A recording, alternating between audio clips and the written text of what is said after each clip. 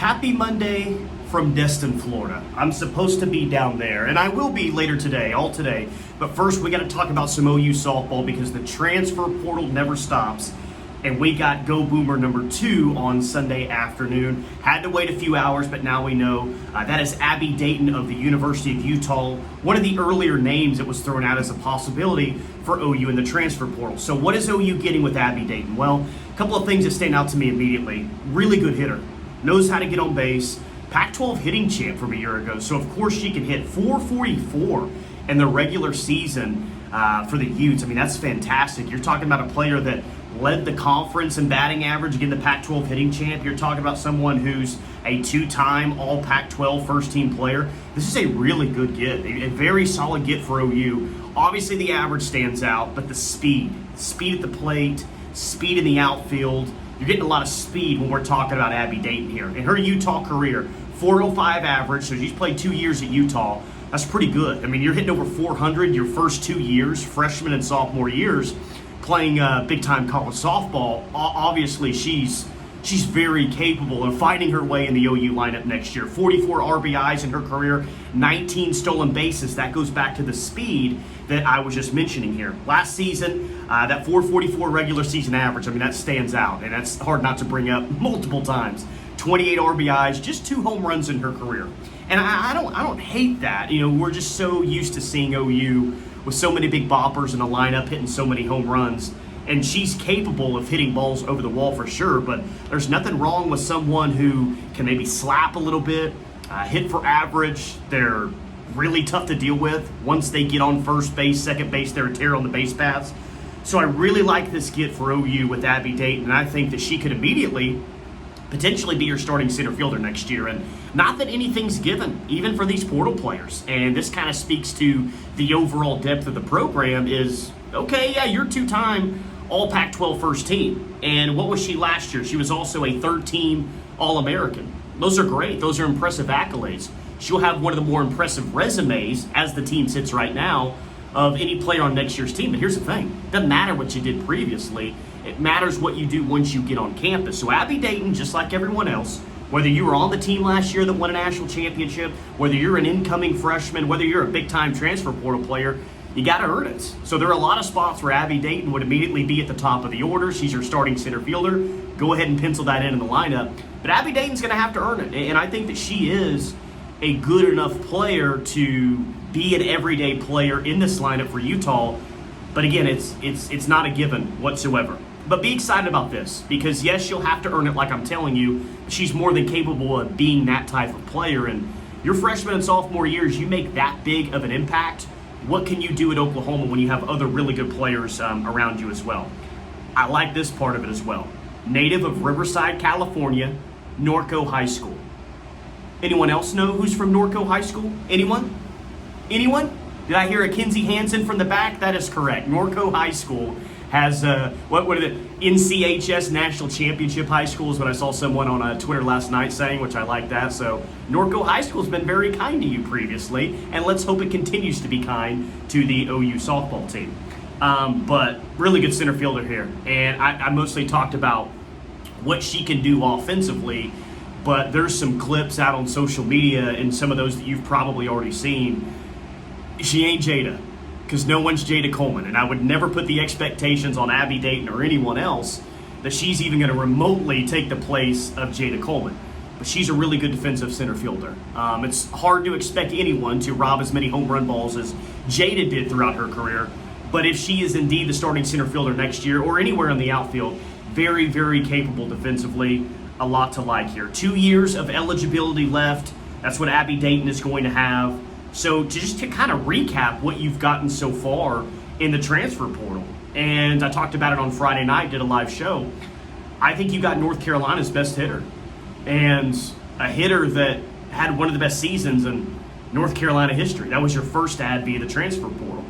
So you've gotten that so far, and you also have Utah's best player from last year, the Pac-12 hitting champ. So no, it's not NiJaree Canady just yet, and I'll address that here coming up in a few minutes. But so far, I think you got to be very happy with what you picked up via the transfer portal.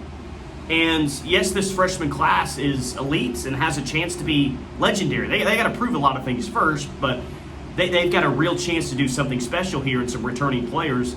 This was always going to be about more than just what you're able to get in the circle. It was always going to be, what else can you get outside of NiJaree Canady?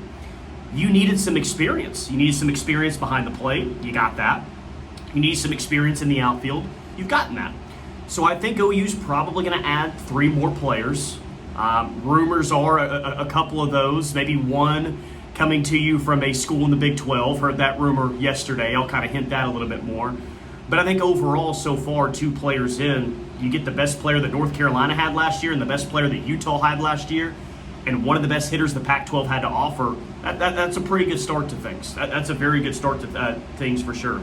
Now we are seeing these outgoing players for OU are going to other destinations. So you've gotten Avery Hodge going to LSU.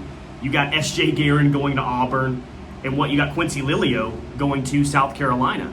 And I just think that speaks, not that this surprises anyone, and it shouldn't, but I think it speaks to just the overall depth of this program. Is you lose 3 players that, at least a couple of those probably knew that they weren't going to be a big part of the team next year. So it's not like they leave your program and they go to a lower level D1 school or not D1 at all. Like you lose players that probably weren't going to play a whole lot for you next year. One goes to Auburn. One goes to LSU. One goes to South Carolina. They're all in the SEC. So that tells you, of course, what the depth of this program has talent-wise, but maybe even kind of a look ahead. If they didn't think that they were going to get a whole lot of playing time on a young team next year, and still they're going to some good SEC programs, it just kind of speaks to the overall talent that this team and this program has, and they're not done adding players just yet.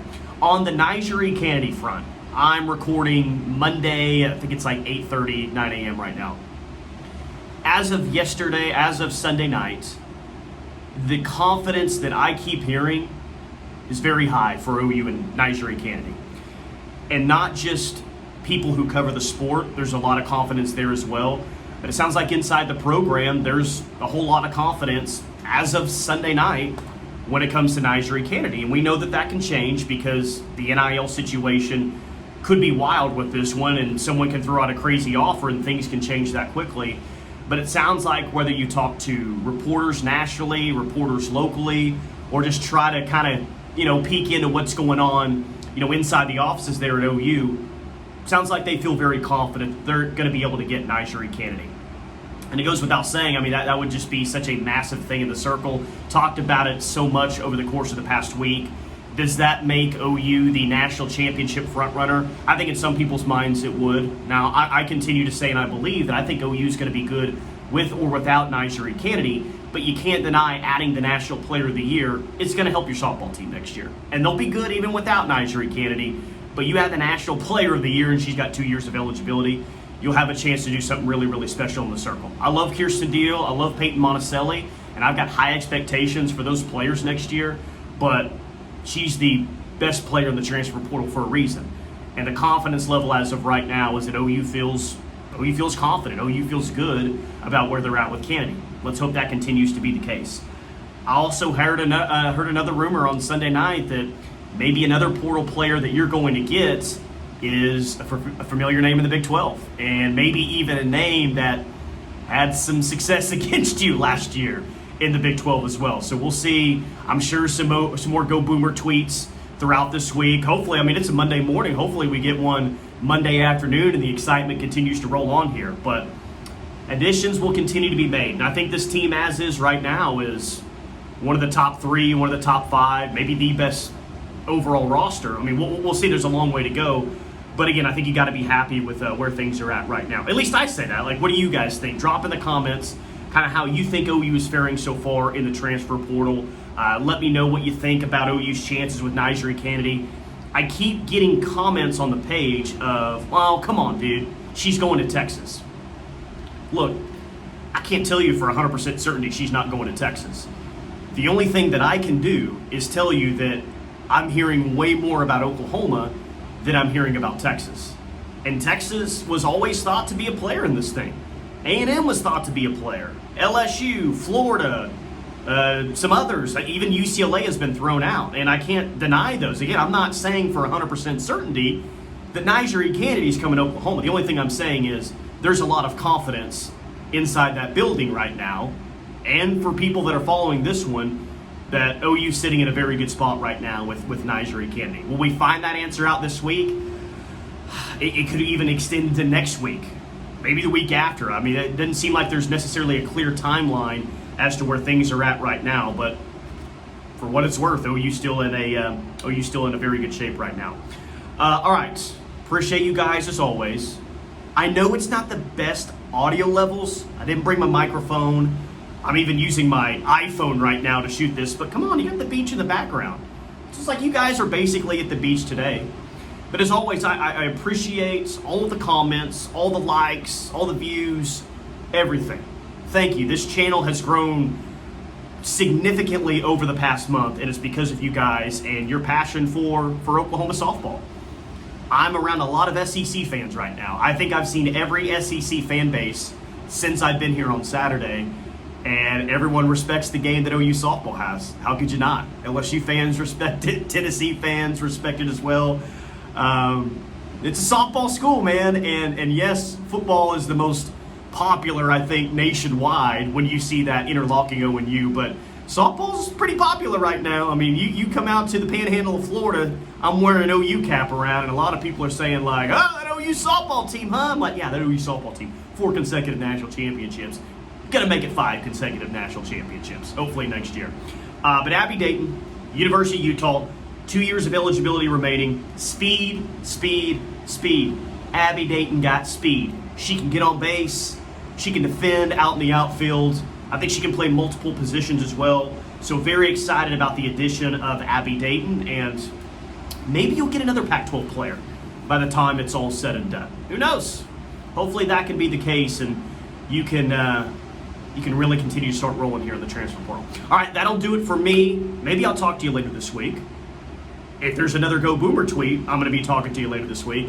But as always, appreciate all the views. Hit like and subscribe if you haven't already. Talk to you soon.